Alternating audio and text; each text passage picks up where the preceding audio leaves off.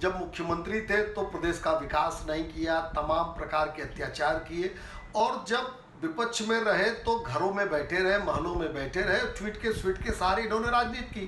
Corona के समय में इनके पास क्या उपलब्धि है कि वैक्सीन को इन्होंने बदनाम किया, कहा ये बीजेपी की वैक्सीन है मत लगवाओ। इनके एमएलसी ने कहा कि नपुंसक हो जाएंगे, शफीकुर रहमान बर्क ने कहा कि मत लगवाइए, हमको अल्लाह बचाएगा। तो ये जो नकारात्मक राजनीति किया है इन लोगों ने, इसके नाते से इनके पास कोई मुद्दा नहीं है। और जो हमारा रिपोर्ट कार्ड है, इनको पता है उस रिपोर्ट कार्ड पे डिबेट नहीं कर सकते। आपके चैनल पे भी विकास की बात हमने की, रिपोर्ट कार्ड हम रखना चाहते हैं, जबकि होता ही है जिसकी सरकार रहती है अपने कामों को गिनाना नहीं चाहता, भागता है। हम कह रहे हैं हमारे कामों पे बात हो, डिबेट हो, लेकिन ये भाग रहे हैं, इससे स्पष्ट इनके पास मुद्दे नहीं है। और भगवान राम के भक्तों के ऊपर जिस तरह से मुलायम सिंह की सरकार ने गोलियां चलवाई, पंचकोसी परिक्रमा का तो परिक्रमा पर रोक तो स्वयं अखिलेश यादव ने लगवाया था। अभिषेक सोम जी बताइए क्यों रोक लगवाई थी? तमाम दुर्गा पंडालों में आगजनी होती थी इनके समय में, लोगों को पता है। अगर मैं बताऊं गोड्डा से लेके फतेहपुर तक की घटनाओं नहीं डाइवर्ट हो रहे हैं। नहीं सवाल यहाँ पे ओंकार जी यही मुद्दे हैं, यही बात है सियासत की क्या?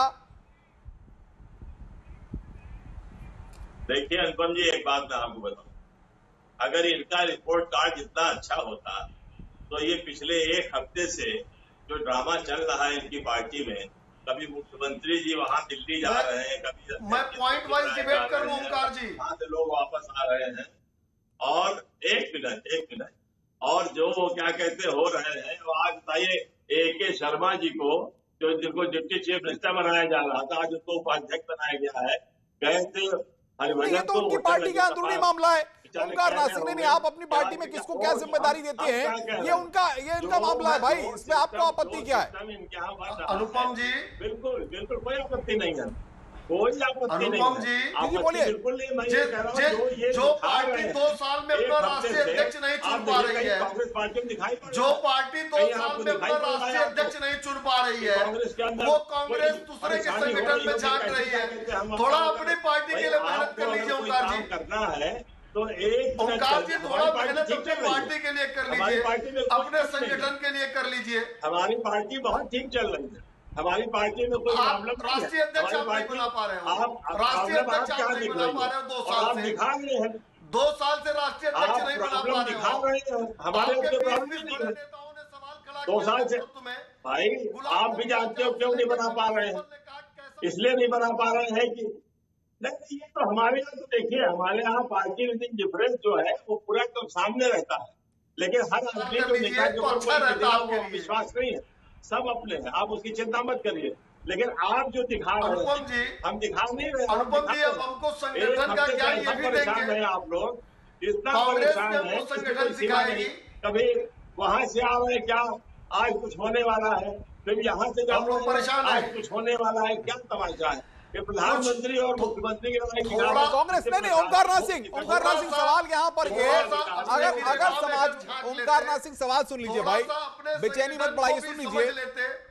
मनीष जी एक मिनट सवाल पूछ लूं जरा, अगर कांग्रेस पार्टी को भी मान लीजिए किसी के को लगता है, किसी को राम पसंद है, किसी को कृष्ण पसंद है, आप भी किसी को पसंद कर लीजिए, फिर धर्म के आधार पर ही चुनाव हो ना, भगवान के आधार पर ही चुनाव हो, अगर सबको यही पसंद है। सर हम इतने बड़े आदमी नहीं हैं कि हम किसी को चुने और दूसरे को कहें नहीं, हम सबको मानते हैं और सबको प्रणाम करते हैं, सबका आशीर्वाद चाहते हैं। हम कभी नहीं चाहेंगे कि भगवान राम हमारे हैं या हमारे भगवान कृष्ण, हमारे सब, हमारे भगवान राम भी हैं, भगवान कृष्ण भी हैं। मनीष शुक्ला सवाल ये ऐसी और क्यों लग गई है कि भगवान राम सिर्फ आपके हैं, जबकि आप तो ऐसा नहीं कहते हैं।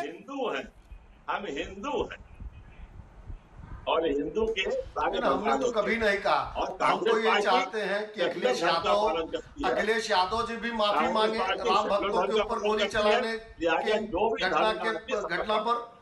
अब ओंकार जी से चुप कराइए तो जवाब दें। बोलिए मनीष शुक्ला बोलिए।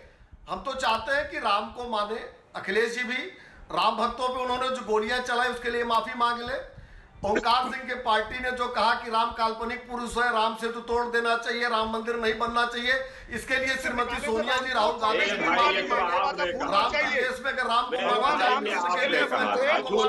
कांग्रेस नहीं खोला था। काल्पनिक आपने बनाया, राम को काल्पनिक आपने बनाया। 2003 जनवरी में आपको काल्पनिक आपने बनाया। अटल बिहारी वाजपेयी जी ने बाकायदे मैं रोकूंगा, हमारे पास सतीश प्रकाश दलित चिंतक है भाई, ऑडियो डाउन करते हैं। सतीश प्रकाश जी, ये सपा बसपा और बाकी जितने भी दल हैं उत्तर प्रदेश के 2022 को लेकर के कमर कस रहे हैं, बीएसपी की प्लानिंग कुछ समझ में नहीं आ रही है। हमने नहीं बनाया, हमने तो आपके आदेश का पालन किया।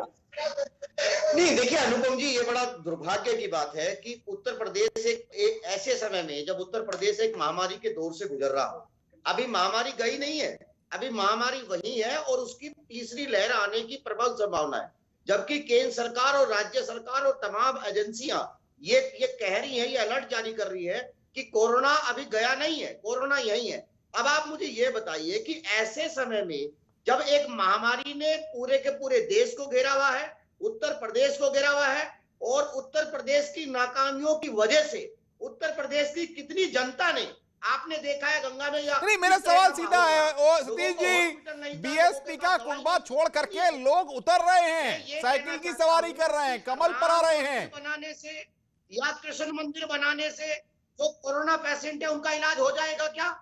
नहीं, कोरोना की बात ही नहीं कर रहा अभी मैं। अरे सतीश जी, कहां आप चक्कर में पड़े हैं? सुनिए तो भाई, सवाल तो सुन लीजिए।